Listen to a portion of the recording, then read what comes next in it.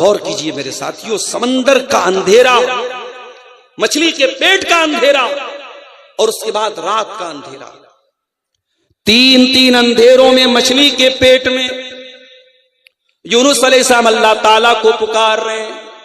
یونس کے دل میں ایک بار بھی یہ خیال نہیں آیا میں پکار تو رہا ہوں، اللہ تک میری بات پہنچے گی کہ نہیں پہنچے گی؟ وہ لوگوں جہاں کسی نیٹ ورک کا کوریج نہ ہو، جہاں دنیا کا کوئی سم کام نہ کرتا ہو، وہاں میرے پروردگار کا نیٹ ورک موجود ہے۔ فنادا فی الظلمات، حضرت یونس علیہ السلام نے مچھلی کے پیٹ میں اللہ کو پکارا، اور کیسے پکارا؟ فرمایا اللہ الہ الا انت سبحانک انی کنت من الظالمین۔ کہا ہے پروردگار تیرے سوا میرا کوئی سہارا نہیں ہے، تیرے سوا میرا کوئی معبود نہیں ہے۔ سب سے پہلے توحید کا اقرار کیا۔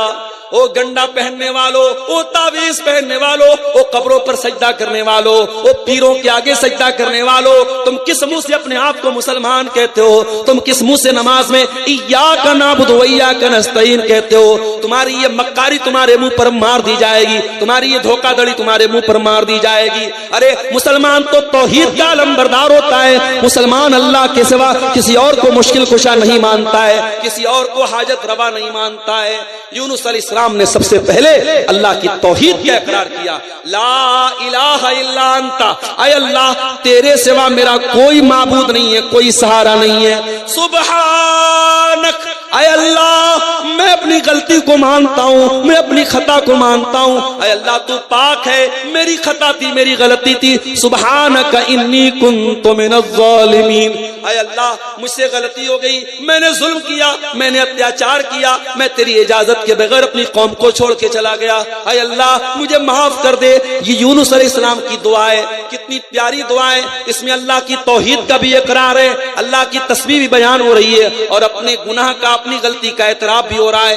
اسی لیے اللہ کے نبی فرماتے ہیں کہ مچھلی والے نبی کی دعا کسی بھی مصیبت میں انسان اگر پڑھے گا، مسلمان پڑھے گا تو اللہ ضرور اس کی مصیبت کو دور کرے گا۔ یہ دعا صرف یونس علیہ السلام کے لیے نہیں تھی، یہ قیامت تک آنے والے مومنوں کے لیے دعا ہے، اور یہ دعا بھی ہمیں یہ سکھاتی ہے میرے پیارے ساتھیوں کہ انسان جب اللہ کی نافرمانی کرتا ہے، اللہ کی کوئی بات نہیں مانتا ہے، تو انسان کسی اور پر اتیاچار نہیں کرتا ہے، انسان سب سے پہلے اپنے نفس کے اوپر، اپنے اوپر ظلم کرتا ہے۔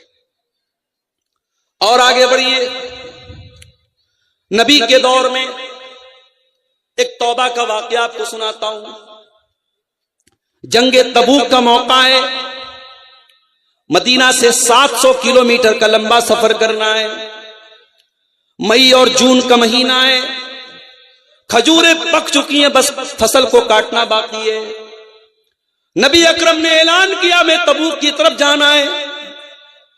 صحابہ کرام کے لیے بہت بڑی آزمائش کا ٹائم تھا، ایک تو گرمی کا موسم تھا، لمبا سفر کرنا تھا، کھجور آلریڈی پک چکی تھی، کھجوروں کو چھوڑ کے جانا تھا۔ زیادہ تر صحابہ کرام تو تیار ہو گئے، 3 صحابہ ایسے تھے جو اپنی سستی اور کاہلی کی وجہ سے اللہ کے پیارے نبی کے پاس کے ساتھ نہیں جا پائے۔ اس میں ایک صحابی کا نام تھا کعب بن مالک، ایک کا نام تھا ہلال بن امیہ، اور ایک کا نام تھا مرارہ ابن ربی۔ یہ 3 صحابی تھے جو اللہ کے نبی کے ساتھ، طاقت تھی ان کے پاس، سواری بھی تھی، وہ جا سکتے تھے، مگر اپنی سستی کی وجہ سے نہیں گئے۔ جب اللہ کے پیارے نبی تبوک سے واپس آئے، منافقوں نے آ کر کے جھوٹا بہانہ کرنا شروع کیا، اے اللہ کے نبی مجھے یہ تکلیف تھی، یہ بیماری تھی۔ اللہ کے نبی نے ان کا بہانہ قبول کیا، کہا جب اللہ تمہیں معاف کرے، جب اللہ تمہیں معاف کرے۔ جب حضرت کعب بن مالک کا نمبر آیا، انہوں نے اپنے دل میں سوچا کہ اگر میں اللہ کے رسول کے پاس جھوٹ بول دیتا ہوں تو آج نہیں تو کل اللہ تعالیٰ میری حقیقت کو کھول دے گا، لیکن میں اگر سچ بول دیتا ہوں ہو سکتا ہے کہ اللہ کے نبی وقتی طور پہ ناراض ہو جائیں، لیکن اللہ تعالیٰ ضرور میری توبہ بعد میں قبول کر لے گا۔ یہی سوچ کر کے جب کعب بن مالک اللہ کے نبی کے پاس آیا، آپ نے پوچھا ہے کعب کیا بات ہے، تم ہمارے ساتھ تبوک میں کیوں نہیں آئے؟ کہا ہے اللہ کے نبی میں آپ کے سامنے جھوٹ نہیں بول سکتا، میں بالکل تندرست و توانا تھا، میری سواریاں بھی تیار تھی، میں آپ کے ساتھ جانے کا ارادہ بھی رکھتا تھا، جب آپ کا قافلہ نکل گیا میں نے کہا میری سواریاں تو ریڈی ہیں، میں 2-3 دن کے بعد بھی جاؤں گا تو قافلے میں شامل ہو جاؤں گا۔ اے اللہ کے رسول، میں سست پڑ گیا، میں کاہلی میں پڑ گیا، اور جب میں نے ارادہ کیا تب تک قافلہ بہت دور جا چکا تھا۔ میری غلطی تھی، میں جان بوجھ کر کے آپ کے ساتھ نہیں جا پایا۔ نبی اکرم نے صحابہ سے کہا کعب بن مالک سچ بول رہے ہیں، لیکن اللہ تعالیٰ کی طرف سے مجھے یہ حکم دیا گیا ہے کہ ان سے کوئی بات نہیں کرے گا۔ کعب بن مالک سے بات چیت بند کر دی گئی، ان کا سوشل بائیکاٹ کر دیا گیا، اور کعب بن مالک کا حال یہ ہو گیا کہ وہ مسجد میں آتے کسی کو سلام کرتے تو کوئی سلام کا جواب دینے کو تیار نہیں ہے۔ کہتے ہیں جب میں نماز پڑھنے لگتا تھا مجھے ایسا لگتا تھا کہ اللہ کے نبی مجھ کو دیکھ رہے ہیں، لیکن جب میں سلام پھیرتا تھا تو اللہ کے نبی اپنا چہرہ پھیر لیتے تھے۔ کعب بن مالک نے پتہ لگایا کہ یہ اکیلے میرے ساتھ یہ مسئلہ ہے یا کوئی اور بھی ہے جو اس مسئلے میں میرے ساتھ ہے، تو پتہ لگا کہ 2 لوگ اور ہیں۔ اس طریقے سے 50 دن کا ٹائم گزرا، اور ایک ایک دن حضرت کعب بن مالک اور ان کے ساتھیوں پر پہاڑ کی طرح گزرا ہے۔ قرآن کریم ان کے حالات کا نقشہ کھینچتا ہے، وَعَلَى الثَّلَاثَةِ الَّذِينَ خُلِّفُوا، اے ایمان والو اللہ نے ان 3 لوگوں کی توبہ کو بھی قبول کر لیا جن کے معاملے کو اللہ کے نبی نے مؤخر کر دیا تھا۔ حَتَّى إِذَا ضَاقَتْ عَلَيْهِمُ الْأَرْضُ بِمَا رَحُبَتْ وَضَاقَتْ عَلَيْهِمْ أَنفُسُهُمْ، یہاں تک کہ زمین ان کے لیے تنگ ہو گئی اور ان کی جان بھی ان کے لیے تنگ ہو گئی۔ 50 دن کا ٹائم گزر گیا میرے ساتھیوں، کوئی بات کرنے والا نہیں۔ 50 دن کے بعد حضرت کعب بن مالک اپنے مکان کی چھت پہ نماز پڑھ رہے تھے، اتنے میں دور سے ایک پکارنے والے نے پکارا، ابشر یا کعب بن مالک، اے کعب بن مالک خوش ہو جاؤ، اللہ نے تمہاری توبہ قبول کر لی اور تمہارے بارے میں قرآن کی آیتیں نازل ہو گئی ہیں۔ کعب بن مالک کہتے میرے پاس کچھ اور تو نہیں تھا، میں نے اپنے بدن کا کپڑا اتار کر کے اس کو پہنا دیا، اتنی خوشی مجھ کو ہوئی۔ غور کیجئے میرے پیارے ساتھ، سچے دل سے انہوں نے آنسو بہائے ہیں کہ 50 دن تک اللہ سے گر گڑا کے دعائیں کی تھی، اللہ نے ان کی توبہ کو قبول کیا تھا۔ میرے پیارے ساتھیوں، رمضان کا مہینہ ہمارے سامنے، رمضان کا مہینہ صرف افطار کا مہینہ نہیں ہے، صرف سحری کا مہینہ نہیں ہے، رمضان کا مہینہ اللہ کی بارگاہ میں سچی توبہ کرنے کا بھی مہینہ ہے۔ اس لیے آئیے ہم یہ عہد کریں کہ آنے والے رمضان میں ہم اللہ کی بارگاہ میں سچی توبہ کریں گے اور سورہ زمر کی اس آیت پر ہم عمل کریں گے، لا تقنطوا من رحمت اللہ، اے گنہگارو اللہ کی رحمت سے مایوس نہ ہونا، ان اللہ یغفر الذنوب جميعا، اللہ تمہارے تمام گناہوں کو معاف کر دے گا۔ مگر یہ بات یاد رکھیے، توبہ کے نام پہ کھلواڑ نہیں چلے گا، توبہ کے نام پہ مذاق نہیں چلے گا۔ اگر توبہ کرتے ہو تو اللہ سے سچی توبہ کرنا پڑے گا۔ یا ایھا الذین آمنوا توبوا الی اللہ توبۃ نصوحا، اے ایمان والو اللہ کی بارگاہ میں سچی توبہ کرو، عسیٰ ربکم ان یکفر عنکم سیئاتکم، جب تم اللہ سے سچی توبہ کرو گے اللہ تمہاری خطاؤں کو معاف کر دے گا۔ کتنی بڑی خطاؤں کو اللہ معاف کرے گا۔ اللہ کے نبی فرماتے ہیں، حدیث قدسی کے الفاظ ہیں، اللہ تعالیٰ کہتا ہے یا ابن آدم انک ما دعوتنی ورجوتنی غفرت لک، اے آدم کے بیٹے تو جب تک مجھ سے معافی مانگتا رہے گا، جب تک تو مجھ سے توبہ کرتا رہے گا میں تیری توبہ کو قبول کرتا رہوں گا، مجھے کسی کی کوئی پرواہ نہیں ہے۔ یا ابن آدم لو بلغت ذنوبک عنان السماء، اے آدم کے بیٹے اگر تیرے گناہ آسمان کے کناروں تک پہنچ جائیں، تیرے گناہوں سے آسمان بھر جائے، زمین بھر جائے، اگر اس کے بعد بھی تو سچی توبہ کر لے اور میرے پاس اس حال میں آ جائے کہ تو اللہ کے ساتھ شرک نہیں کرتا تھا، اے آدم کے بیٹے میں زمین بھر کے مغفرت تیرے حوالے کر دوں گا۔ اللہ تو معاف کرنے کو تیار ہے میرے ساتھی، مگر ہم اللہ سے توبہ کرنے کو تیار نہیں۔ رمضان کا مبارک مہینہ بھی آتا ہے اور ہمیں سے بہت سارے لوگوں کی زندگی میں کوئی تبدیلی نہیں آتی۔ میرے پیارے ساتھیوں، جس طریقے سے رمضان آپ کے کھانے کا ٹائم بدل دیتا ہے، آپ کے پینے کا ٹائم بدل دیتا ہے، آپ کے سونے کا ٹائم بدل دیتا ہے، اسی طریقے سے رمضان کو اپنی لائف اور اپنے جیون کو چینج کرنے کا مہینہ بنا لو۔ قل یا عبادی الذین اسرفوا علی انفسہم، اے نبی آپ کہہ دیجئے اے میرے وہ بندوں جنہوں نے گناہ کر کر کے اپنی جان پر ظلم کیا ہے، لا تقنطوا من رحمت اللہ، تم اللہ کی رحمت سے مایوس مت ہونا۔ ہم نے کیسے کیسے اپنی جان پر ظلم کیا ہے۔ ہمارے بہت سارے نوجوان حرام ریلیشن شپ میں، غلط تعلقات میں، عیاشی میں پڑے ہوئے ہیں۔ شادی شدہ لوگ بھی حرام تعلقات میں پڑے ہوئے ہیں، ایکسٹرا میریٹل افیئر ہو رہا ہے، شادی کے بعد بھی ناجائز تعلقات بنائے جا رہے ہیں۔ او اللہ کے بندو، اگر واقعی میں اس گندگی میں آپ مبتلا ہیں، قرآن کی یہ آیت آپ کو توبہ کی دعوت دے رہی ہے، باز آ جاؤ، توبہ کر لو۔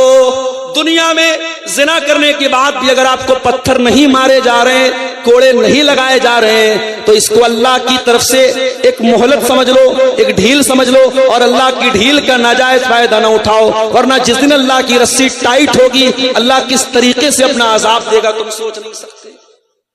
آج کتنے پریوار برباد ہیں، مرد کا کسی اور عورت کے ساتھ تعلق ہے، عورت کا کسی اور مرد کے ساتھ تعلق ہے، کتنے پریوار تباہ ہیں، کتنے گھر برباد ہیں میرے پیارے ساتھی۔ کبھی آپ نے غور کیا ہے شادی شدہ انسان کی زنا کی سزا اسلام میں اتنی کٹھور کیوں رکھی گئی؟ بھئی کنوارا لڑکا لڑکی زنا کرے تو 100 کوڑے کی سزا ہے۔ الزانیۃ والزانی فاجلدوا کل واحد منہما 100 جلدہ، زنا کرنے والی عورت اور زنا کرنے والے مرد کو 100 کوڑے مارو۔ اور اس کے بعد فرمایا وَلَا تَأْخُذْكُمْ بِهِمَا رَأْفَةٌ فِي دِينِ اللَّهِ، اور جب زنا کی یہ سزا دی جائے تو کوئی دیا درشٹی نہ کی جائے، کوئی کرپا نہ کی جائے، کوئی رحم نہ کھایا جائے، یہ 100 کوڑے ان کو مارے جائیں۔ وَلْيَشْهَدْ عَذَابَهُمَا طَائِفَةٌ مِّنَ الْمُؤْمِنِينَ، اور یہ 100 کوڑے کی سزا سب کے سامنے دی جائے۔ یہ کس کی سزا ہے؟ کنوارے کی سزا ہے۔ اور یہی سیم کرائم، یہی سیم گناہ اگر شادی شدہ کرتا ہے تو سزا کس چیز کی ہے؟ رجم کی سزا ہے، پتھروں سے مار کے ختم کرنے کی سزا ہے۔ اے اللہ، تو نے یہ 2 طرح کی سزائیں ایک ہی اپرادھ کے لیے کیوں رکھی ہیں؟ اس کا بھی جواب سن لو۔ جس کنوارے لڑکا لڑکی نے زنا کیا اس نے بھی بہت بڑا پاپ کیا، مگر اس کے پاس کوئی حلال الٹرنیٹ نہیں تھا۔ جس انسان کی شادی ہو چکی ہے، جس مرد کی شادی ہو چکی ہے، جس عورت کی ساتھ شادی ہو چکی ہے، اس کے پاس اپنی خواہشات کا ایک حلال الٹرنیٹ موجود تھا، ایک حلال بدل موجود تھا۔ اس نے اگر حلال بدل کو چھوڑ کر کے حرام راستہ اپنایا ہے، اللہ کیا یہ جرم معافی کے قابل نہیں ہے۔ دنیا میں اس کی سزا سزائے موت ہے، پتھروں سے مار مار کے ختم کیا جائے گا۔ اگر اسلامی حکومت ہے تو رجم کر دیا جائے گا۔ اب آپ غور کیجئے اس کی وجہ کیا ہو رہی ہے۔ اگر آپ اس کی وجہ پر غور کریں گے، بہت سارے گھروں میں مردوں کا اپنی بیویوں سے دور رہنا بھی بہت بڑی وجہ ہے۔ بھئی ٹھیک ہے، ایک آدمی نوکری کر رہا ہے، باہر ہے، ایک مجبوری ہے اس کے ساتھ، مگر اس میں بھی میں ایک بات کہوں گا کہ اگر آپ باہر نوکری کر رہے ہیں تب بھی آپ اگر ہو سکے پاسبل ہے تو فیملی کو ساتھ میں لے کے رہیں، اور اگر پاسبل نہیں ہے تو کوشش یہ کیجئے کہ بیچ بیچ میں اپنی فیملی کو ٹائم دیجئے۔ شادی کے بعد شوہر دور رہے اور بیوی سسرال میں رہے، یہ بالکل مناسب نہیں ہے، یہ بھی گھروں کے اندر زناکاری کو دعوت دینے والی چیز ہے۔ اور اسی طریقے سے بیوی کا شوہر کے لیے سجنا سنورنا، میک اپ کرنا، اپنے آپ کو خوبصورت بنانا، یہ بھی بہت ضروری ہے میرے پیارے ساتھیو۔ بہت ساری شادی شدہ عورتیں جب یہ کام نہیں کرتی ہیں تو بازار کی گندی عورتیں، بازاری عورتیں ان کے شوہر کو رجھانے کے لیے اپنے آپ کو سجاتی سنوارتی ہیں۔ جس عورت کو حکم دیا گیا کہ اپنے شوہر کے لیے وہ سجے سنورے، اپنے شوہر کو چھوڑ کر کے وہ زمانے کے لیے اپنے آپ کو سجائے اور سنوارے، میری پیاری ماں بہنوں، یہ کون سے انصاف کی بات ہے؟ عورت کو حکم دیا گیا ہے کہ وہ اپنے شوہر کے لیے خوبصورت بنے، اپنے شوہر کے لیے میک اپ کرے، اپنے شوہر کے لیے اپنے آپ کو سجائے اور سنوارے۔ زمانے کے لیے تیرا میک اپ ہے، زمانے کے لیے تیری خوبصورتی ہے، اور شوہر کے لیے تیری خوبصورتی نہیں ہے تو تو اپنے شوہر کے ساتھ انیائے کر رہی ہے، تو اپنے شوہر کے ساتھ ناانصافی کر رہی ہے۔ شوہر کی بھی ذمہ داری ہے شادی کے بعد زندگی میں بیوی کا حق ادا کرنا بھی اس کی بہت بڑی ذمہ داری ہے. صرف اچھا کپڑا پہنا دینا، اچھا کھانا کھلا دینا، بڑے مکان میں اپنی بیوی کو رکھ لینا یہ کافی نہیں ہے. بیوی کو ہر طریقے کا سکون دینا یہ بھی شوہر کی ذمہ داری ہے. اور جب اس معاملے میں شوہر کی طرف سے کوتاہی ہوتی ہے تو بہت سارے گھروں میں بگاڑ پیدا ہوتا ہے. تو یہ بہت بڑا ظلم ہے، اتیاچار ہے جو اپنی جانوں پر بہت سارے لوگ کر رہے ہیں. قرآن کریم ان کو بھی دعوت دے رہا ہے، یا عبادی الذین اسرفوا علی انفسہم لا تقنطوا من رحمت اللہ، اے میرے وہ بندو جنہوں نے زنا کر کے اپنے نفسوں پر ظلم کیا ہے، آؤ اللہ سے سچی توبہ کر لو، اللہ سے معافی مانگو. اور میں اپنی بہنوں کو ایک بات بتانا چاہتا ہوں، آج کل پیار اور محبت کے نام پہ بڑے ڈرامے چل رہے ہیں. یہ دنیا بھر کے ویلنٹائن ڈے اور روز ڈے اور ٹیڈی ڈے اور فلانا ڈے اور ڈکانا ڈے جو منایا جا رہا ہے، یہ ڈھکوسلے میرے پیارے ساتھیوں، یہ سب زناکاری کو پروموٹ کرنے کے لیے ہو رہے ہیں. میری بہنوں کان کھول کے سن لو، جو لڑکا آپ سے محبت کا دعویٰ کرتا ہے، اگر واقعی میں وہ آپ سے محبت کرتا ہے، وہ کبھی آپ کو زنا کی دعوت نہیں دے گا. جو زنا کی دعوت دے، جو حرام رشتہ بنانے کی بات کرے، وہ کبھی آپ سے محبت نہیں کرتا ہے. وہ آج آپ تک پہنچ رہا ہے، کل کسی اور تک پہنچے گا. جو سچی محبت کا دعوے دار ہوگا، جو سچی محبت کرے گا، وہ حلال طریقے سے آپ کے باپ سے، آپ کے والد سے آپ کا رشتہ مانگے گا. اگر آپ کے والد نہیں ہوں گے، ان کے سامنے ہاتھ جوڑ کر کے ان کو منانے کی کوشش کرے گا، مگر حلال طریقے سے اپنی شریک حیات بنائے گا، اپنی بیوی بنا کر کے جنت میں اپنے ساتھ لے کے جائے گا. جو محبت کرے گا وہ زنا کر کے آپ کو جہنم میں لے کے نہیں جائے گا. جو محبت کرے گا وہ نکاح کر کے آپ کو اپنی شریک حیات بنائے گا. یہ بات اپنے دماغ میں بٹھا لو میری بہنوں، اور اس حرام کاری اور زنا کاری کے فتنے سے اپنے آپ کو بچا لو. نبی کے دور میں ایک عورت اللہ کے نبی کے پاس آتی ہے، غامدیہ عورت آ کر کے کہتی ہے، اللہ کے نبی انی اصبت الزنا، میں نے زنا کیا ہے. آپ نے اس کو ٹالنے کی کوشش کی. اس نے کہا اللہ کے نبی مجھ کو ٹالنے کی کوشش نہ کیجیے. اس عورت کے پہلے ایک صحابی بھی اللہ کے نبی کے پاس آئے تھے جن کا نام ماعز بن مالک اسلمی تھا. انہوں نے بھی آ کر کے اقرار کیا تھا انی اصبت الزنا، اے اللہ کے نبی میں نے زنا کیا ہے، میں شادی شدہ انسان ہوں، مجھے معلوم ہے زنا کی اسلام میں سزا کیا ہے. اے اللہ کے نبی میں اللہ کے یہاں زنا کی سزا نہیں پانا چاہتا ہوں، طہرنی، مجھے دنیا میں پاک کر دیجئے، مجھے سزا دے دیجئے تاکہ دنیا میں مجھے سزا مل جائے، مجھے آخرت میں سزا نہ ملے. اللہ کے نبی نے صحابہ سے کہا ذرا چیک کرو تو شراب تو نہیں پی. اس وقت ہو سکتا ہے شراب حلال رہی ہو، شراب حرام نہ رہی ہو، اس وقت شراب تو بعد میں حرام ہوئی تھی. صحابہ کرام نے جا کر کے منہ سونگا، کہا اللہ کے نبی شراب تو نہیں پی. پھر نبی نے کہا پتہ لگاؤ کہیں ایسا تو نہیں کہ ان کا دماغ پھر گیا ہے، ان کو جنون طاری ہو گیا، پاگل پن کا دور آ گیا ہے. لوگوں نے پتہ لگایا اور پتہ لگانے کے بعد تصدیق کیا اللہ کے نبی دماغ بھی بالکل صحیح کام کر رہا ہے، نشہ بھی نہیں ہے، دماغ بھی صحیح ہے. اللہ کے نبی نے پھر بھی ٹال دیا. کچھ دن گزرے پھر آئے، اے اللہ کے نبی طہرنی، مجھے پاک کر دیجئے، مجھے سزا دے دیجئے. آپ نے کہا ٹھیک ہے، زمین میں گڈھا کھودا جائے. گڈھا کھودا گیا، ماعز بن مالک اسلمی کو لایا گیا، آدھا دھڑ ان کا زمین میں ڈالا گیا اور آدھا دھڑ باہر رکھا گیا اور پتھروں سے مار مار کے ان کو ختم کیا گیا. جب حضرت ماعز بن مالک اسلمی کو مارا گیا، اللہ کے نبی نے فرمایا لقد تاب توبتن لو تابہا، اگر ایسی توبہ کسی مدینہ کے 70 گنہگار بھی اگر ایسی توبہ کرتے اللہ تعالیٰ 70 گنہگاروں کو معاف کر دیتا. اتنی سچی توبہ کی ہے اس نوجوان نے. ان کے واقعے کے کچھ دنوں کے بعد یہ عورت آئی تھی اور اس عورت نے آ کر کے کہا ہے اللہ کے نبی میں نے بھی زنا کیا ہے اور مجھے بھی سزا دیجئے، مجھے بھی رجم کر دیجئے. اللہ کے نبی نے ٹالنے کی کوشش کی. عورت کہنے لگی اے اللہ کے نبی کیا آپ چاہتے ہیں کہ آپ مجھے ویسے ہی ٹال دے جیسے آپ نے ماعز کو ٹالا تھا؟ اے اللہ کے نبی انی لحبلا، میں حمل سے ہوں، میں پیٹ سے ہوں، مجھے آپ ٹالنے کی کوشش نہ کیجئے، مجھے زنا کی سزا دے دیجئے. آپ نے فرمایا اگر واقعی میں تم پیٹ سے ہو تو ہم تمہیں یہ سزا نہیں دے سکتے، سزا کی حقدار تم ہو، تمہارے بچے کا کیا قصور ہے، جاؤ جب بچہ پیدا ہو جائے آ جانا. 9 مہینے کا ٹائم اللہ کے رسول نے اس عورت کو دے دیا. 9 مہینے کے بعد جب بچہ پیدا ہو گیا، شاید صحابہ کرام بھی بھول چکے تھے، اللہ کے پیارے نبی بھی بھول چکے تھے۔ 9 مہینے کے بعد وہ عورت اپنے بچے کو ہاتھ میں لے کے آتی ہے، اے اللہ کے نبی آپ نے مجھے پہچانا، میں وہی غامدی عورت ہوں جو 9 مہینہ پہلے آپ کے پاس آئی تھی، اے اللہ کے نبی اب تو مجھے پاک کر دیجئے، مجھے سزا دے دیجئے۔ اللہ کے نبی نے فرمایا نہیں، ہم ابھی تمہیں سزا نہیں دیں گے، بچہ بہت چھوٹا ہے، جب یہ بچہ دودھ چھوڑ دے اور روٹی کھانے لگے تب تم میرے پاس آنا، ہم تمہیں سزا دیں گے۔ اللہ کے پیارے نبی نے 2 سال کا ٹائم اور دے دیا، 2 سال کا پیریڈ گزر گیا، اور 2 سال کے بعد وہ عورت پھر آتی ہے اپنے بچے کو گود میں لے کے، اس حال میں کہ بچے کے ہاتھ میں روٹی کا ٹکڑا ہے۔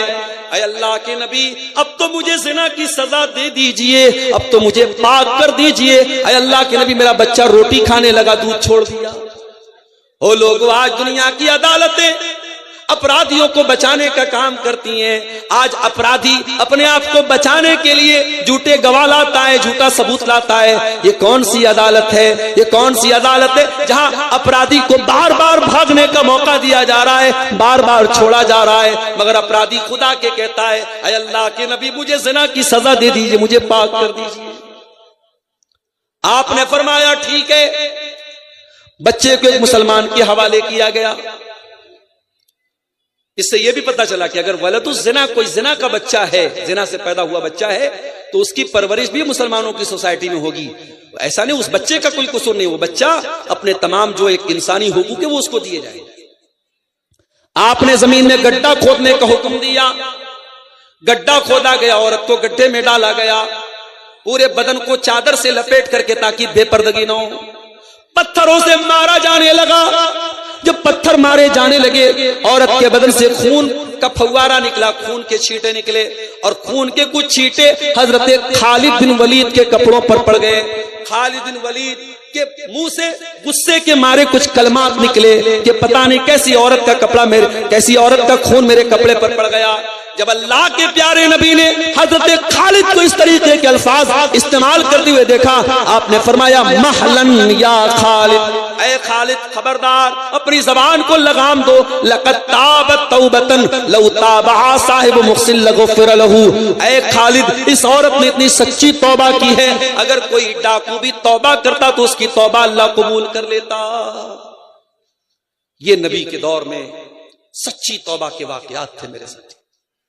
آج ہمارے دلوں میں توبہ کا خیال کیوں نہیں آتا ہے؟ آئیے میں بتاتا ہوں کہ ہمارے دل میں توبہ کا خیال کیوں نہیں آتا ہے۔ ہمارے ہاتھوں میں جو یہ موبائل ہے، جو یہ سوشل میڈیا ہے، جو یہ انسٹاگرام ہے، جو یہ اسنیپ چیٹ ہے، ان تمام چیزوں میں اتنے گھرے ہوئے ہیں ہم کہ دن رات یہ گندے ریلز دیکھتے ہوئے اور گانے بجانے دیکھتے ہوئے ہمارے دل مردہ ہو چکے ہیں، اور جب دل مردہ ہو جائے تو پھر دل میں توبہ کا خیال نہیں آتا ہے۔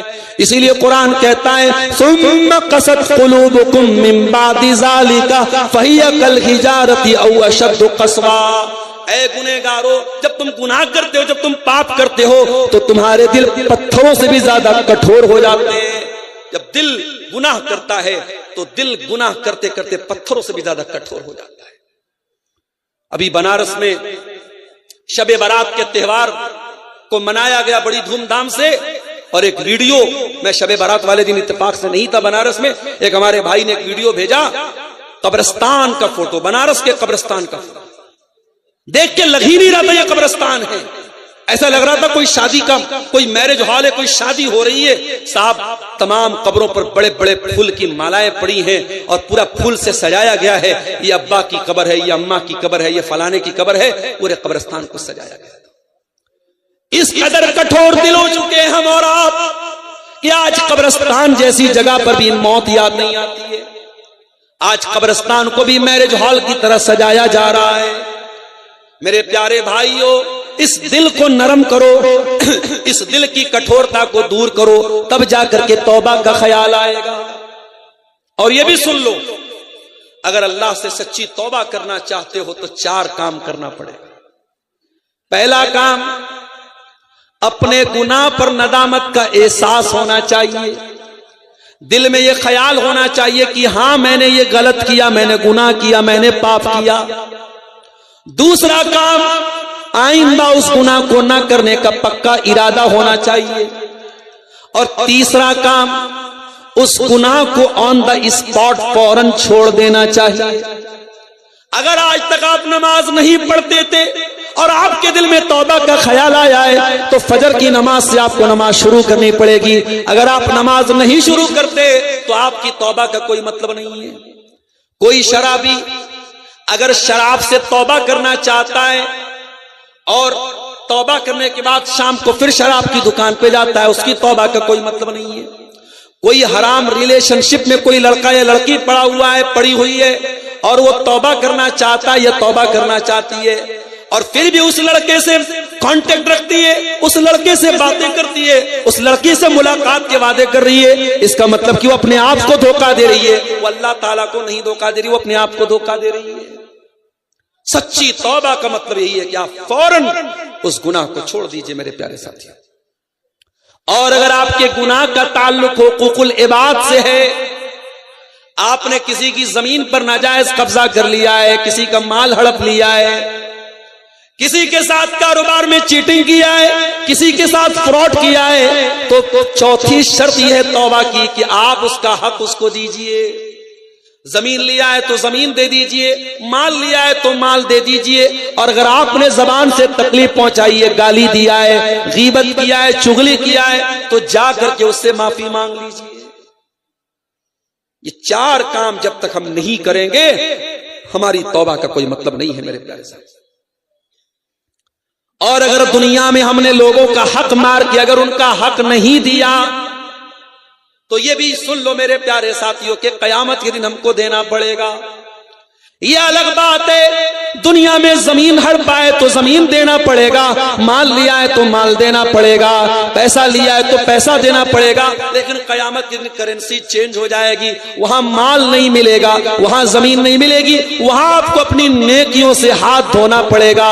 کوئی روزہ لے کے چلا جائے گا، کوئی نماز لے کے چلا جائے گا، کوئی حج لے کے چلا جائے گا، کوئی زکات خیرات لے کے چلا جائے گا. اس کے بعد بھی اگر کوئی حقدار کھڑا ہوگا، اللہ کے نبی فرماتے ہیں پھر ان کے گناہ انسان کے اوپر لاد دیے جائیں گے. اور دنیا سے نیکی لے کر کے جو آیا ہے اس حال میں اللہ کے پاس واپس جائے گا کہ گناہوں سے بھرا ہوا ہوگا اور جہنم میں اس کو پھینک دیا جائے گا. اس لیے حقوق العباد کا معاملہ میرے پیارے ساتھیوں اور ڈینجرس اور خطرناک ہے. اگر سچی توبہ آپ کرتے ہیں تو آپ حقوق العباد کے معاملے میں بھی بہت احتیاط کیجیے. آج ہمارے بہت سارے بھائی ایسے ہیں جو پیسہ کمانے کی دوڑ میں اندھے بن چکے ہیں. رشوت کا پیسہ بھی جیب میں جا رہا ہے، سود اور بیاج کا پیسہ بھی جیب میں جا رہا ہے. اسی جھارکھنڈ کی بہت ساری بستیوں میں گروپ لون بڑی تیزی سے چل رہا ہے. چھوٹے چھوٹے اماؤنٹ 10-20 ہزار کا اماؤنٹ آج مسلمان سود پر لے رہا ہے، انٹرسٹ پر لے رہا ہے. کیا مسلمان اپنے نبی کی یہ حدیث بھول گیا؟ اللہ کے پیارے نبی نے فرمایا لعن اللہ آکل الربا وموکلہ وکاتبہ وشاہدی. سود کھانے والے پر بھی اللہ کی لعنت، سود کھلانے والے پر بھی اللہ کی لعنت، سود لکھنے والے پر بھی اللہ کی لعنت، اور سود کی گواہی دینے والے پر بھی اللہ کی لعنت. اور آپ نے فرمایا وہم سوا، سب برابر ہیں. آج سود کا پیسہ مسلمان کے گھر میں آ رہا ہے. قل یا عبادی الذین اسرفوا علی انفسہم، اے سود بیاج کھا کر کے، اے رشوتیں کھا کر کے، اے حرام کمائی کھا کر کے جنہوں نے اپنی جانوں پر ظلم کیا ہے، لا تقنطوا من رحمت اللہ، اللہ کی رحمت سے کبھی مایوس مت ہونا.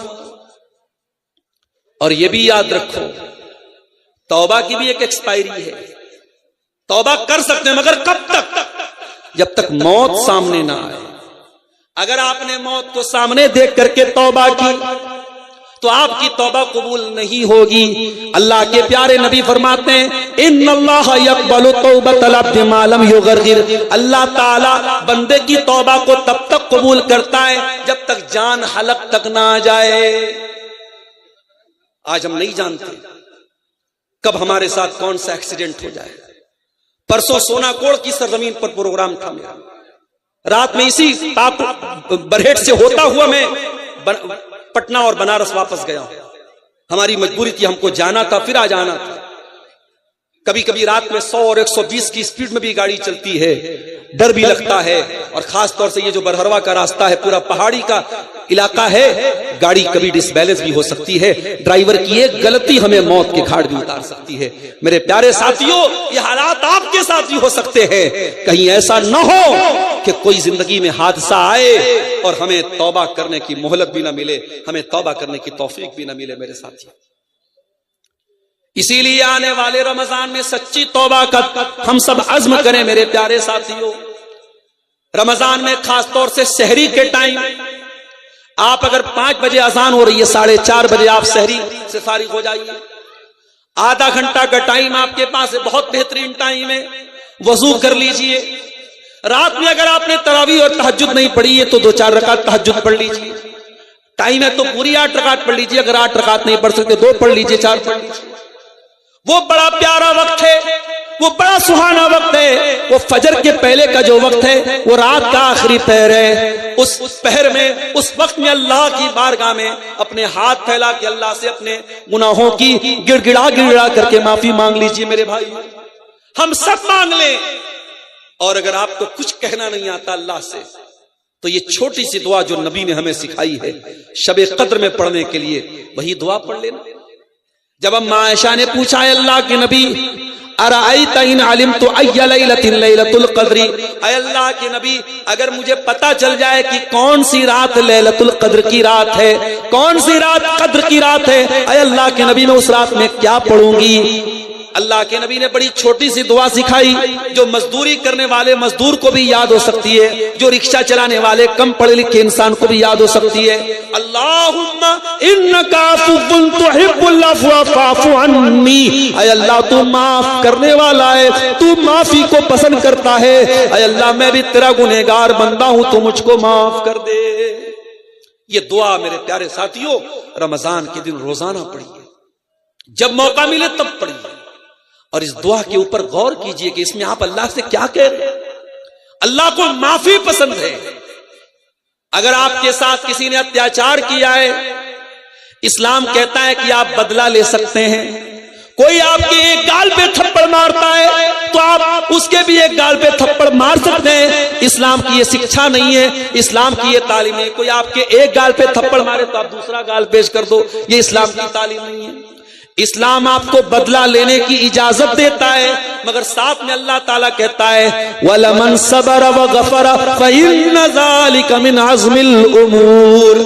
اے میرے بندو اگر تم معاف کر دو، تم صبر سے کام لے لو، معاف کر دو تو یہ زیادہ بہتر ہے، ہم کو زیادہ پسند ہے۔ جہاں پر ہم بدلہ لے سکتے ہیں اور وہاں پہ ہم معاف کر دیں، اللہ کو یہ زیادہ پسند ہے۔ اللہ معافی کو پسند کرتا ہے۔ ہم جب اللہ سے شب قدر میں دعا کرتے تو یہی تو کہتے ہیں اللہم انک عفو تحب العفو فاعف عنا، اے اللہ تو معاف کرنے والا ہے اور معافی کو پسند کرتا ہے، اے اللہ میں بھی تو تیرا خطا کار اور گنہگار بندہ ہوں، اے اللہ تو مجھ کو بھی معاف کر دے۔ میرے نوجوان ساتھیوں، اللہ کے واسطے اس سے پہلے کی جوانی ڈھل جائے توبہ کر لو، اس سے پہلے کہ مٹی میں دفن کر دیے جاؤ اللہ سے سچی توبہ کر لو، اس سے پہلے کی توبہ کی توفیق چھین لی جائے توبہ کر لو میرے بھائیوں۔ گوا کے اس نائٹ کلب کا واقعہ یاد کرو جہاں ڈانس ہو رہا تھا، لڑکیاں ناچ رہی تھی، سنگیت بج رہا تھا، لوگ شراب کے جام لڑکا رہے تھے۔ اسی حالت میں گیس سلنڈر پھٹتا ہے اور گوا کے نائٹ کلب میں زبردست آگ لگ جاتی ہے اور درجنوں لوگ وہاں پہ مر جاتے ہیں۔ میرے پیارے ساتھیوں، کون سا حادثہ آئے گا اور ہمیں موت کے گھاٹ اتار دے گا ہم نہیں جانتے۔ اس سے پہلے کہ کوئی ایکسیڈنٹ ہو جائے، کوئی حادثہ آ جائے اور زندگی کا تار ٹوٹ جائے، اللہ سے سچی توبہ کر لو میرے ساتھیوں۔ اور یہ بھی یاد رکھو اللہ تعالی معاف کرنے والا ہے، لیکن اللہ کی پکڑ بھی بڑی سخت ہے۔ اللہ کا ایک نام غفور ہے، اللہ کا ایک نام رحیم ہے، تو اللہ کا ایک نام جبار بھی ہے، اللہ کا ایک نام عزیز بھی ہے، اللہ کا ایک نام ذو انتقام بھی ہے۔ اللہ اگر انتقام لیتا ہے تو بہت خطرناک لیتا ہے میرے ساتھی۔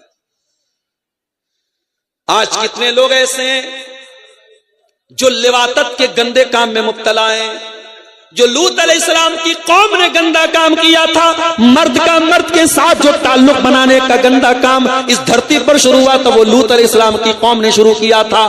آج دنیا میں یہ کام بھی دھڑلے سے ہو رہا ہے، اور ابھی دلی میں ایک بہت بڑا مارچ بھی نکلا تھا۔ یہ جو اپنے آپ کو لیسبین اور گے بولتے ہیں، یہ جو مرد مرد کے ساتھ تعلق بناتا ہے، عورت عورت کے ساتھ تعلق بناتے ہیں، جن کو سم لینگک کہا جاتا ہے، جن کو ہومو سیکسول کہا جاتا ہے، جن کو LGBT کہا جاتا ہے، ان لوگوں نے باقاعدہ دلی میں مارچ نکالا تھا۔ آج دنیا میں عدالتوں نے ان کو سرٹیفکیٹ دے دیا ہے، لڑکا لڑکا کے ساتھ شادی کرنا چاہے کر سکتا ہے، لڑکی لڑکی کے ساتھ شادی کرنا چاہے کر سکتا ہے۔ مگر یاد رکھو اللہ کے نزدیک یہ بہت بڑا پاپ ہے، اور جب لوط علیہ السلام کی بستی نے، ان کی قوم نے جب یہ پاپ کیا تھا، جب یہ گناہ کیا تھا، تو بہت دردناک عذاب اللہ کا اترا تھا، اور آسمان سے پتھروں کی بارش ہوئی تھی، اور پوری بستی کو اللہ تعالیٰ نے الٹ دیا تھا۔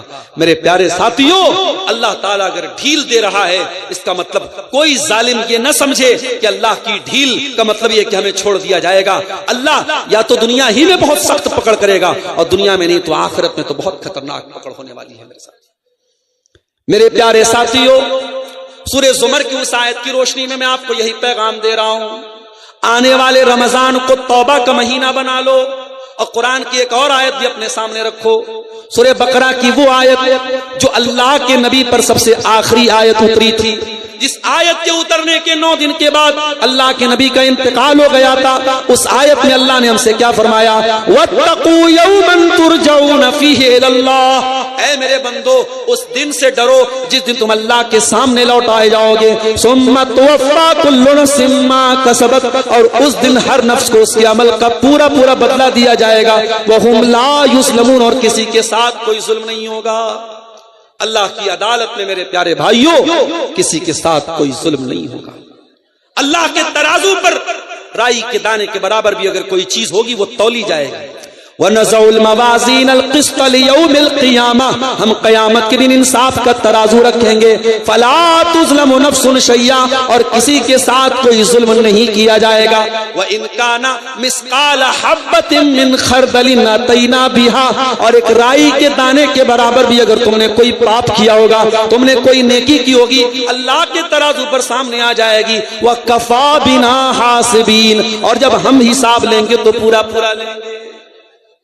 اس لیے میرے پیارے ساتھیوں، قرآن کریم کی جو آیت خطبے کے بعد میں نے پڑھی تھی، سورہ زمر کی آیت نمبر 53، اس آیت کو ہمیشہ اپنے ذہن میں رکھو، اور جب زندگی میں مایوسی کے اندھیرے چھا جائیں تو قرآن کی سی آیت کو اپنے سامنے رکھو۔ اللہ ہماری توبہ کو، ہماری گناہوں کو معاف کرنے کو تیار ہے، ہماری توبہ کو قبول کرنے کو تیار ہے۔ شرط یہ ہے کہ ہماری توبہ سچی توبہ ہو، اور توبہ کی ایکسپائری ختم ہونے کے پہلے ہم توبہ کر لیں۔ میرے عزیزو، اخیر میں ایک بات یہ بھی کہنا چاہوں گا کہ رمضان کا مبارک مہینہ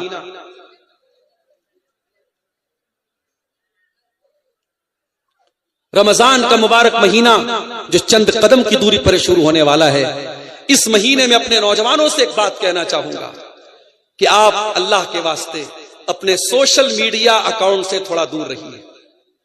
انسٹاگرام اور فیس بک اور واٹس ایپ کی دنیا سے تھوڑا باہر آئیے۔ یہ مہینہ ان چیزوں میں برباد مت کیجیے میرے ساتھی۔ یاد رکھیے، ہم اور آپ خوش نصیب ہیں، اللہ ہمیں زندگی میں ایک رمضان اور دے رہا ہے۔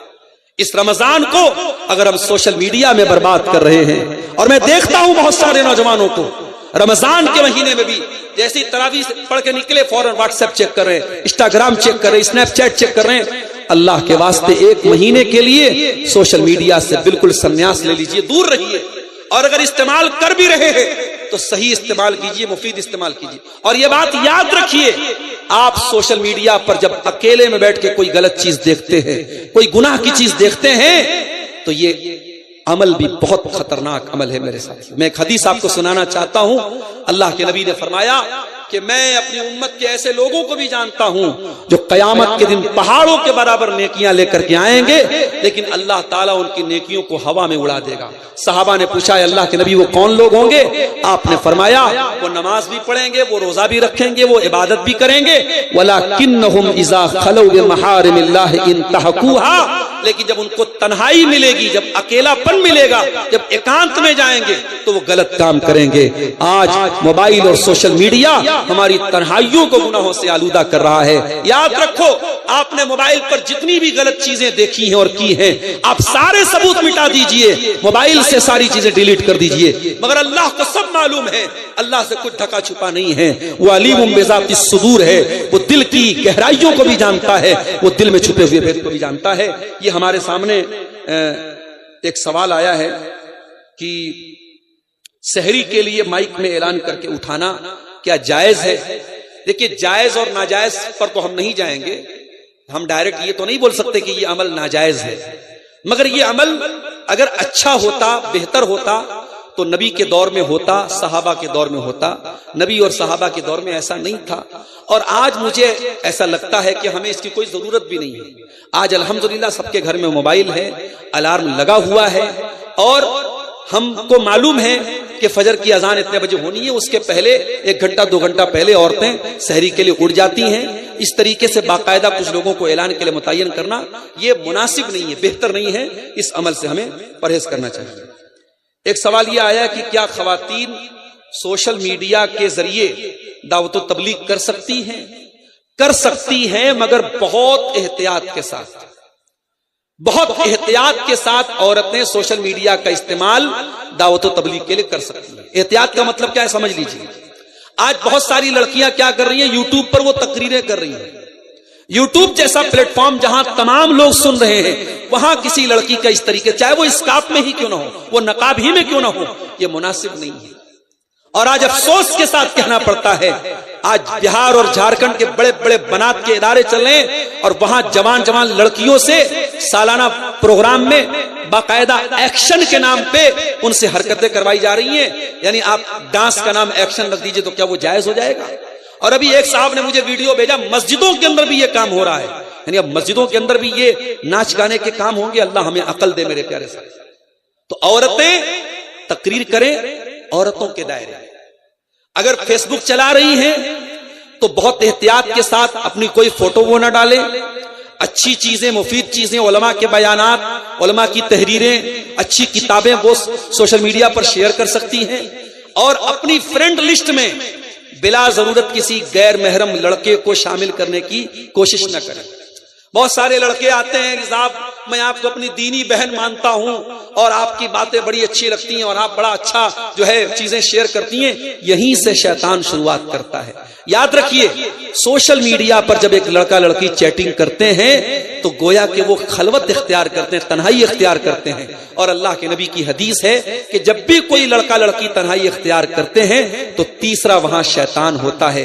آپ فیس بک میں بات کر رہے ہیں، شیطان وہاں پر بھی بیٹھا ہوا ہے۔ آپ واٹس ایپ پر بات کر رہے ہیں، شیطان وہاں بھی بیٹھا ہے۔ آپ انسٹاگرام پر بات کر رہے ہیں، شیطان وہاں بھی بیٹھا ہے۔ اس لیے خواتین اگر سوشل میڈیا چلا رہی ہیں تو بہت احتیاط کے ساتھ وہ چلائیں گی۔ دعوت و تبلیغ کا وہ کام کریں اپنے دائرے میں، خواتین کے دائرے میں وہ کام کریں، اس کی ضرورت ہے۔ کیا کوئی سوال بھی ہے؟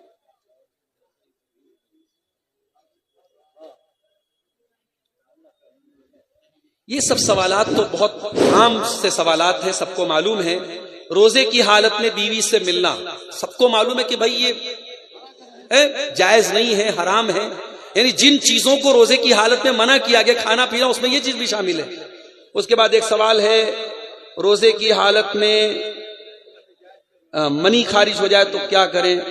دیکھیے، اگر کوئی انسان سویا ہوا ہے اور اس کو احتلام ہو گیا تو ظاہر ہے کہ اس میں انسان کا کوئی کنٹرول نہیں ہے۔ اگر انسان کی اپنی کسی کوشش اور عمل کے بغیر اس کو خود سے احتلام ہو جائے خواب کی حالت میں، اور صبح وہ اٹھے اور وہ ناپاک ہے، تو اسی حالت میں وہ سحری کر لے، وہ اس کا روزہ ایک دم صحیح ہے، لیکن فجر کے پہلے وہ غسل کر کے فجر کی نماز جماعت کے ساتھ پڑھے گا۔ اگر کسی کو احتلام ہو گیا تو پھر اس کو چھوٹ نہیں ملتی کہ وہ سو جائے اور صبح اٹھ کر کے آرام سے 8-9 بجے فجر کی نماز پڑھے، نہیں، فجر کی نماز اس کو جماعت سے پڑھنا ہے، اسی ٹائم وہ غسل کرے گا، پاکی حاصل کرے گا، اس سے اس کے روزے پر کوئی فرق نہیں پڑے گا انشاءاللہ۔ غیر مسلم کے پیسے سے افطار کرنا کیا افطار ہوگا یا نہیں ہوگا؟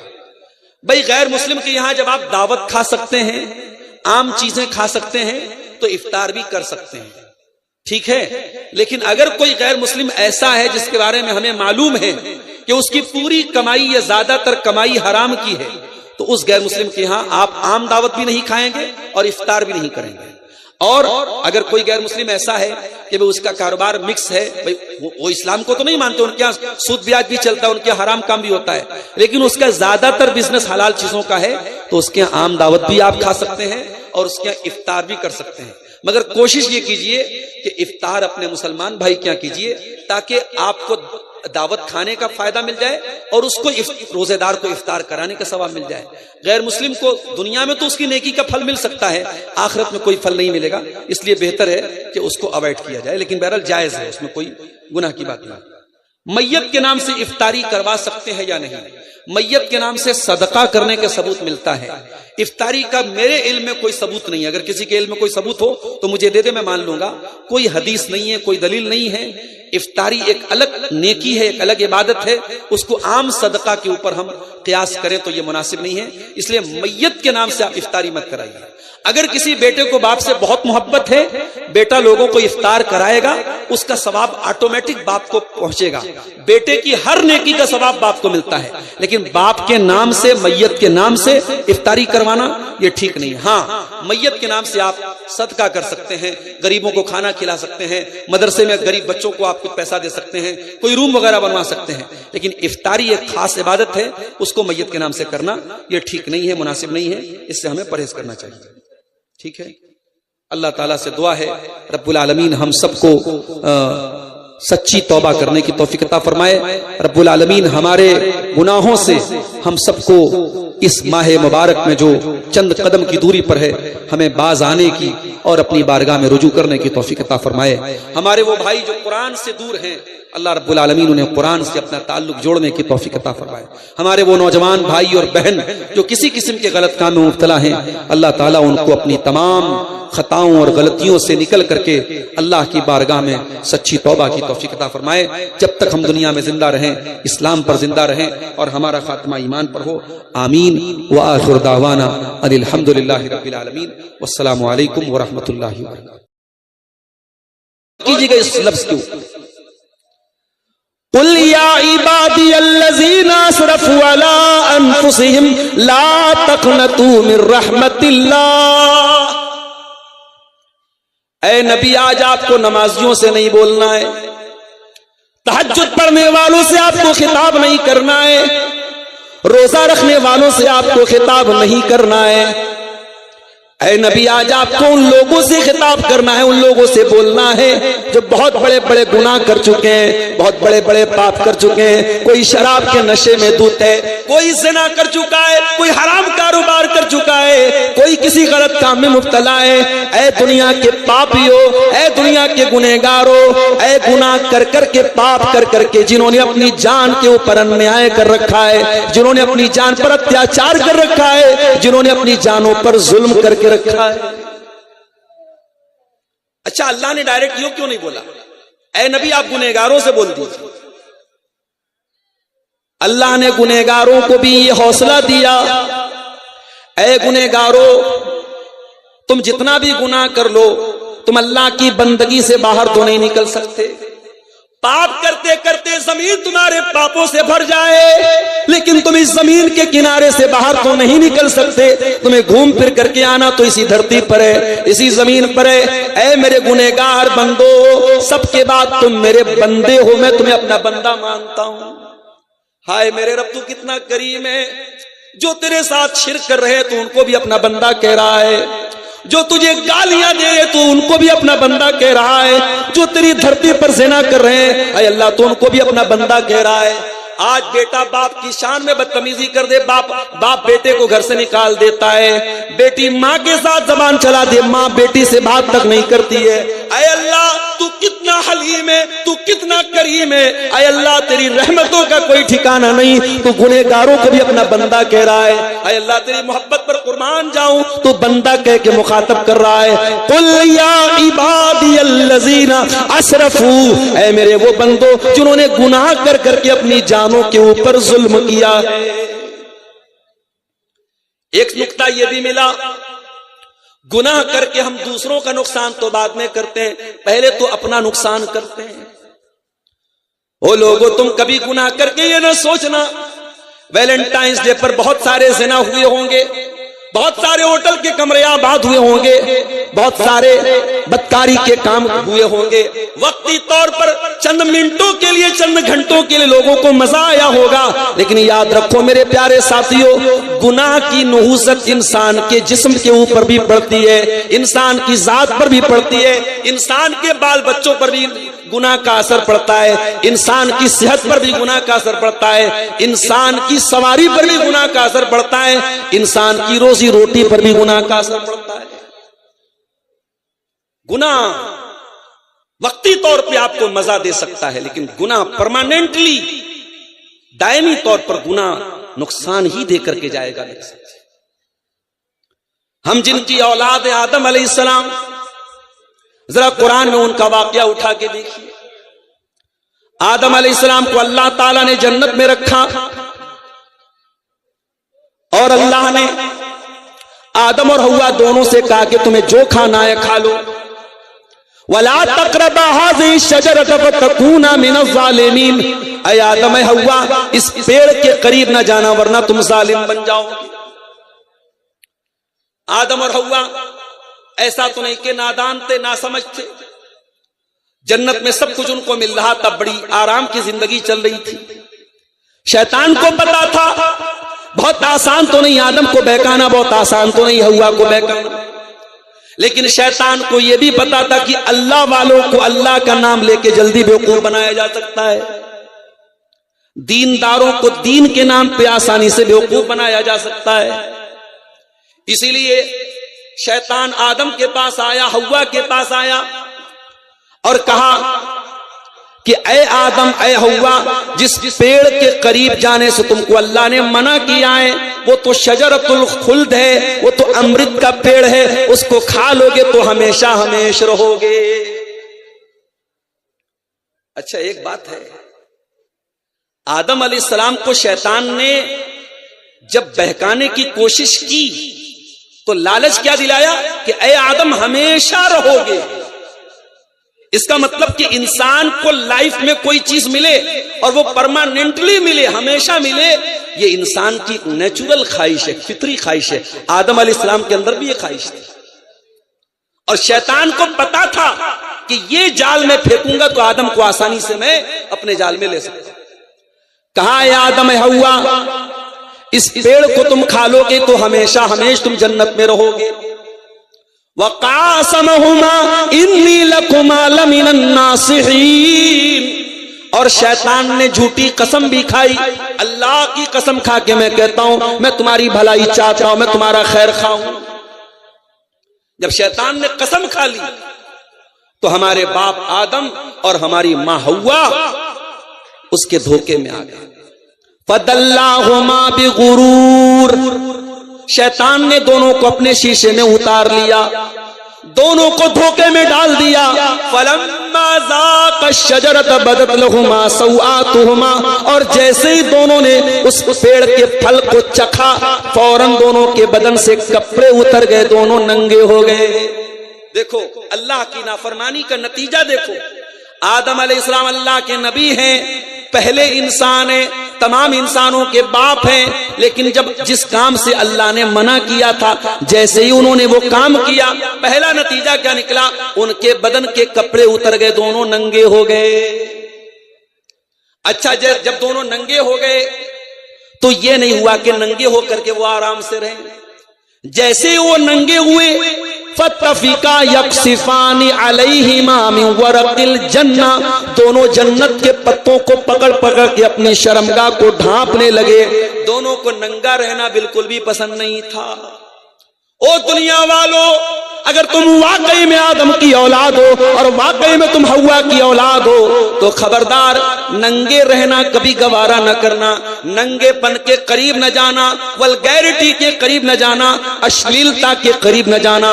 جس کو ننگا پن پسند ہو، آج دنیا کے بڑے بڑے ترقی یافتہ لوگ وہ سمندر کے کنارے ننگے ہو کر کے ان کی عورتیں لیٹی رہتی ہیں اور اس کو ترقی کا نام دیا جاتا ہے, اس کو تفریح کا نام دیا جاتا ہے. اے دنیا کے بے شرموں اور بے غیرتوں, تم اپنا نام آدم کی اولاد سے کٹوا دو. اگر تم واقعی میں آدم کی اولاد ہو, اگر واقعی میں تم آدم کے بیٹے ہو, تو تمہیں ننگا رہنا بالکل بھی پسند نہیں ہونا چاہیے.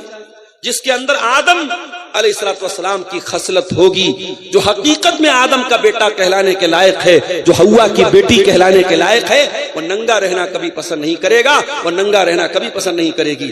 دونوں اپنے بدن کو پتے سے ڈھانپنے لگے, اور جب دونوں کو احساس ہوا کہ شیطان نے تو ہم سے غلط کام کروا دیا, دونوں کو فوراً احساس ہوا اور دونوں نے اللہ کی بارگاہ میں ہاتھ اٹھایا اور بڑی پیاری دعا کی, ربنا ظلمنا انفسنا وان لم تغفر لنا وترحمنا لنکونن من الخاسرین.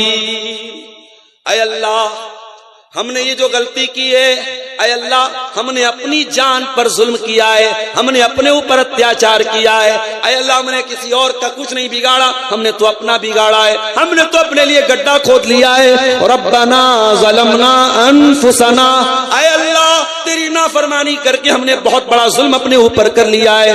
وَإِن لَّمْ تَغْفِرْ لَنَا وَتَرْحَمْنَا, اور اے اللہ اگر تو نے نہیں بخشا اور تو نے رحم نہیں کیا, لَنَكُونَنَّ مِنَ الْخَاسِرِينَ, تو ہم سے زیادہ خسارہ اور نقصان اٹھانے والا کوئی نہیں ہوگا.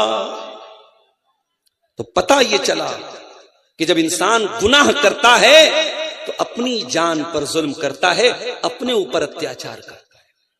یہی بات اللہ تعالیٰ سورہ زمر کی آیت نمبر 53 میں کہہ رہا ہے, قُلْ يَا عِبَادِيَ الَّذِينَ أَسْرَفُوا عَلَىٰ أَنفُسِهِمْ, اے میرے وہ بندو جنہوں نے گناہ کر کر کے اپنی جان پر ظلم کر لیا ہے, لا تقنطوا من رحمت اللہ, اے میرے گنہگار بندو کہیں تمہارے دماغ میں یہ خیال نہ آئے اب تو ہم توبہ کریں گے تب بھی اللہ نہیں سنے گا, اب تو ہم معافی مانگیں گے تب بھی اللہ معاف نہیں کرے گا.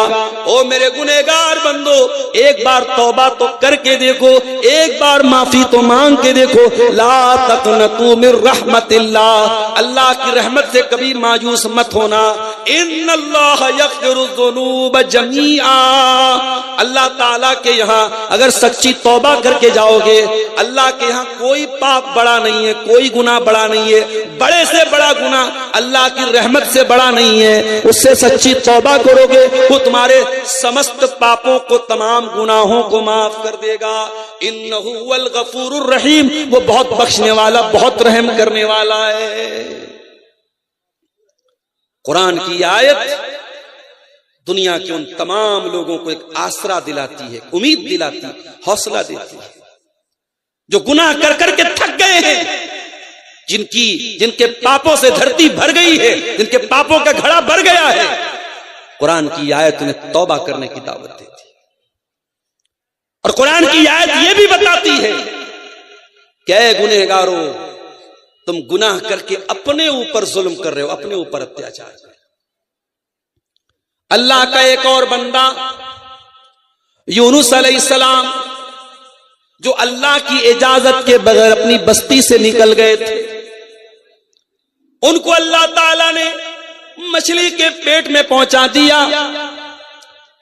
وہ لوگوں کبھی تصور کرو مچھلی کا پیٹ کتنا بڑا رہا ہوگا, اور مچھلی کے پیٹ میں یونس علیہ السلام بالکل صحیح سلامت ہے. یہ بھی کرشمہ ہے اللہ تعالیٰ کا. اور قرآن یہ بھی کہتا ہے فلولا انہو کان من المسبحین للبث فی بطنہ, اگر یونس علیہ السلام نے توبہ نہ کی ہوتی, اگر اللہ تعالیٰ کی تسبیح بیان نہ کی ہوتی, تو قیامت تک مچھلی کے پیٹ میں ہی رہتے. یونس نبی تھے اللہ کے. قرآن کہہ رہا اگر وہ تسبیح نہ پڑھتے, توبہ نہ کرتے, تو مچھلی کے پیٹ میں رہتے قیامت. فنادا فی الظلمات, یونس علیہ السلام نے مچھلی کے پیٹ میں اللہ کو پکارا. میرے پیارے بھائیو, آج جھارکھنڈ کے بہت سارے علاقوں میں موبائل کا نیٹ ورک کام نہیں کرتا. میں اسی برہیٹ میں آتا تھا, مجھے یاد ہے آج سے 6-7 سال پہلے جب حقانی صاحب بحیات تھے, میں یہاں آتا تھا. اس وقت شاید جیو شروع ہو چکا, جیو کا نیٹ ورک نہیں کام کرتا تھا, صرف ایئرٹیل کام کرتا تھا یا بی ایس این ایل کام کرتا تھا. اور آج بھی جھارکھنڈ کے بہت سارے علاقوں میں آپ چلے جائیں نیٹ ورک کوریج نہیں ہے، پہاڑی علاقوں میں آپ چلے جائیں. آپ غور کیجئے میرے ساتھیوں، سمندر کا اندھیرا، مچھلی کے پیٹ کا اندھیرا، اور اس کے بعد رات کا اندھیرا. تین اندھیروں میں مچھلی کے پیٹ میں یونس علیہ السلام اللہ تعالیٰ کو پکار رہے ہیں. یونس کے دل میں ایک بار بھی یہ خیال نہیں آیا میں پکار تو رہا ہوں، اللہ تک میری بات پہنچے گی کہ نہیں پہنچے گی. وہ لوگوں جہاں کسی نیٹ ورک کا کوریج نہ ہو، جہاں دنیا کا کوئی سم کام نہ کرتا ہو، وہاں میرے پروردگار کا نیٹ ورک موجود ہے. فنادا فی الظلمات، حضرت یونس علیہ السلام نے مچھلی کے پیٹ میں اللہ کو پکارا. اور کیسے پکارا؟ فرمایا اللہ الہ الا انت سبحانک انی کنت من الظالمین. کہا ہے پروردگار تیرے سوا میرا کوئی سہارا نہیں ہے، تیرے سوا میرا کوئی معبود نہیں ہے. سب سے پہلے توحید کا اقرار کیا. وہ گنڈا پہننے والوں، وہ تعویذ پہننے والوں، وہ قبروں پر سجدہ کرنے والوں، وہ پیروں کے آگے سجدہ کرنے والوں، تم کس منہ سے اپنے آپ کو مسلمان کہتے ہو؟ تم کس منہ سے نماز میں ایاک نعبد و ایاک نستعین کہتے ہو؟ تمہاری یہ مکاری تمہارے منہ پر مار دی جائے گی، تمہاری یہ دھوکہ دڑی تمہارے منہ پر مار دی جائے گی. ارے مسلمان تو توحید کا علمبردار ہوتا ہے. مسلمان اللہ کے سوا کسی اور کو مشکل کشا نہیں مانتا ہے، کسی اور کو حاجت روا نہیں مانتا ہے. یونس علیہ السلام نے سب سے پہلے اللہ کی توحید کا اقرار کیا.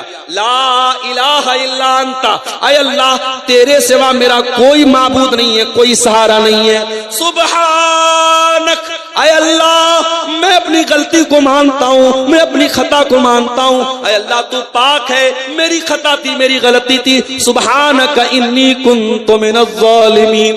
اے اللہ مجھ سے غلطی ہو گئی، میں نے ظلم کیا، میں نے اتیاچار کیا، میں تیری اجازت کے بغیر اپنی قوم کو چھوڑ کے چلا گیا. اے اللہ مجھے معاف کر دے. یہ یونس علیہ السلام کی دعا ہے. کتنی پیاری دعا ہے. اس میں اللہ کی توحید کا بھی اقرار ہے، اللہ کی تسبیح بھی بیان ہو رہی ہے، اور اپنے گناہ کا، اپنی غلطی کا اعتراف بھی ہو رہا ہے. اسی لیے اللہ کے نبی فرماتے ہیں کہ مچھلی والے نبی کی دعا کسی بھی مصیبت میں انسان اگر پڑھے گا، مسلمان پڑھے گا، تو اللہ ضرور اس کی مصیبت کو دور کرے گا. یہ دعا صرف یونس علیہ السلام کے لیے نہیں تھی، یہ قیامت تک آنے والے مومنوں کے لیے دعا ہے.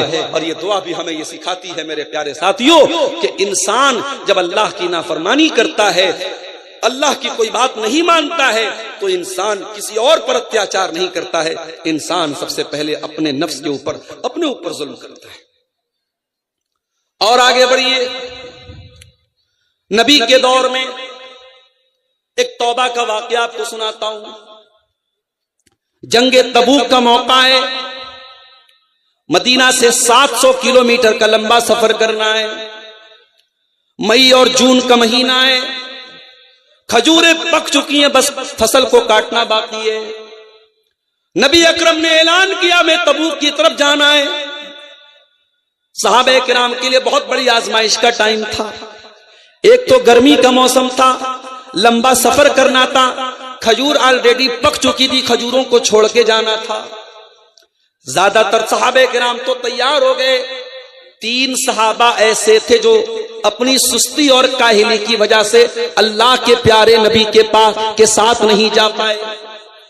اس میں ایک صحابی کا نام تھا کعب بن مالک، ایک کا نام تھا ہلال بن امیہ، اور ایک کا نام تھا مرارہ ابن ربی. یہ 3 صحابی تھے جو اللہ کے نبی کے ساتھ، طاقت تھی ان کے پاس، سواری بھی تھی، وہ جا سکتے تھے، مگر اپنی سستی کی وجہ سے نہیں گئے.